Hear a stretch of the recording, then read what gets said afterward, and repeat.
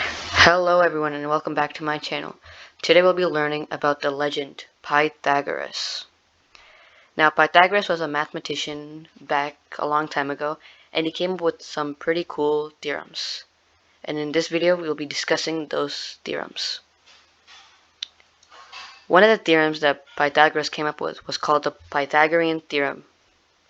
The Pythagorean Theorem works on right triangles only right triangles. So for example, say that we have a length of 3 here and 4 here. What I mean by that is this leg of the triangle right here is 3, and then this length right here is 4. And now Pythagoras was trying to find out this length right here.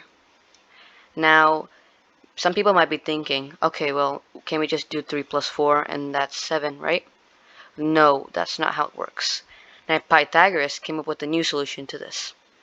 He came up with, if we take one leg of the triangle, for example 3 squared, and then add it to the other leg of the triangle squared, which is 4 squared, and we add those, we get 9 plus 16, which is 25.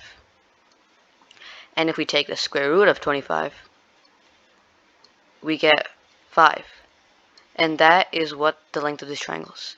This hypotenuse. That's the length of the hypotenuse. A hypotenuse is basically the longest length of a right triangle, and it's always opposite to the right angle. Now let's move on.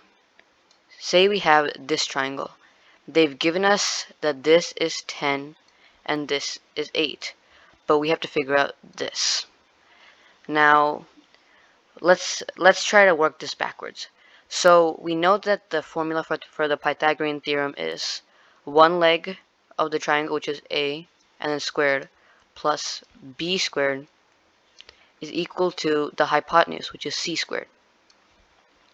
So we have b and c, so that leaves us with a squared plus 8 squared. Oh, let me just write that a little smaller. 8 squared equals 10 squared.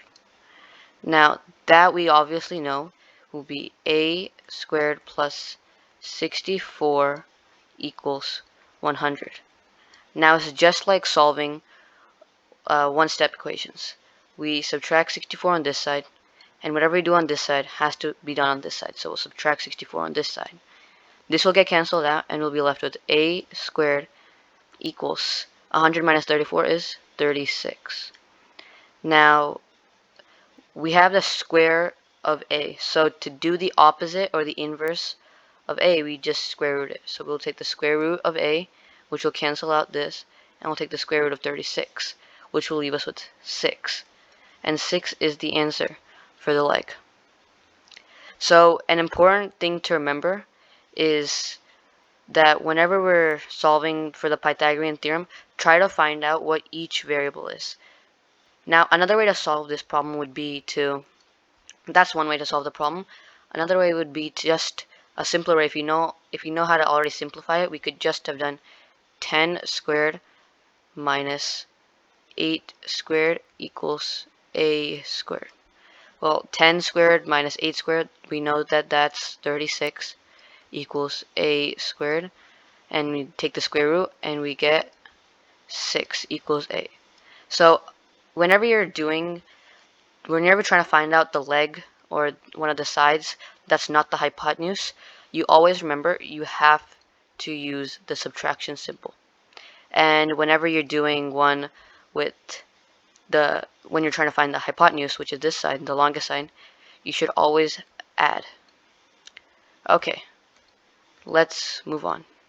Okay, so whenever we have the length given here, which is, for example, let's just say this is 6 and this is 8, but we don't know what this length is, the hypotenuse, we always should add. So we would do 6 squared plus 8 squared equals c squared.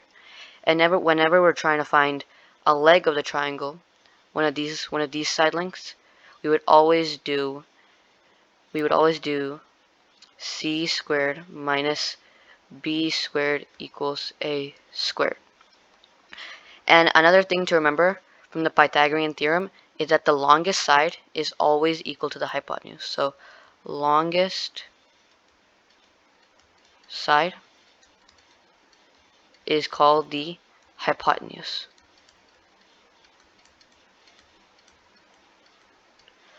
Okay, and always, another thing to always remember is that the hypotenuse will always be opposite to the right triangle, to the right angle.